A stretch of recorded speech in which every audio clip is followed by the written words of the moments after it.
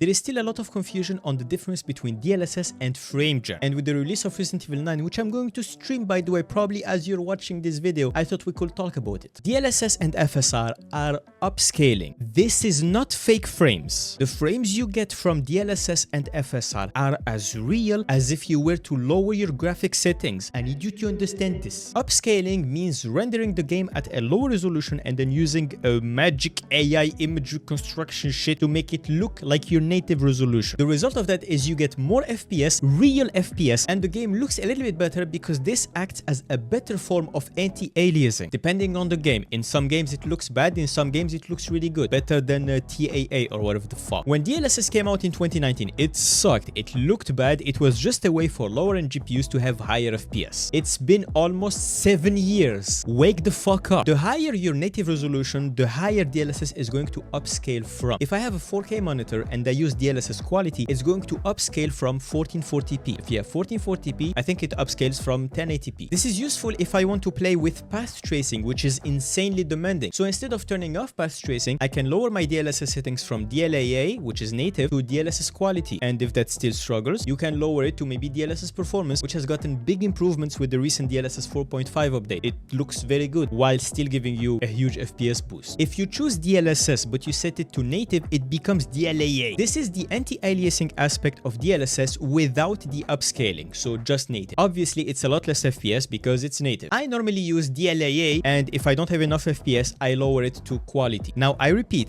the FPS you get from DLSS or FSR for AMD, that's real FPS. So now, fake FPS, the famous fake AI frames. If you enable DLSS or FSR, you have the opportunity to turn on frame generation. If you choose to do so, it's a choice. This is when your GPU, after each real frame, it just makes 1 to 3 fake frames depending on how you have it set. Some of you know I hate this technology, and I hate how Nvidia promotes it as if it was a performance hack, because it can't possibly improve your performance. That's a lie. That's extremely misleading from Nvidia, and it's borderline a scam. If you have 60 FPS and you turn on FrameGen X2, you will have anywhere between 110 and 120 FPS. This doesn't improve your performance as if you had 120. 120 FrameGen FPS, at best, it's going to feel like 60 FPS, and at worst, it's going to feel worse because sometimes FrameGen lowers the base FPS in order to generate the fake frames. Anyway, DLSS and FSR are not fake frames. FrameGen is fake frames, and if you don't want fake frames, don't enable FrameGen. It's that fucking simple. Seriously, try things for yourself. Open any game, just try things. Holy shit, even yeah.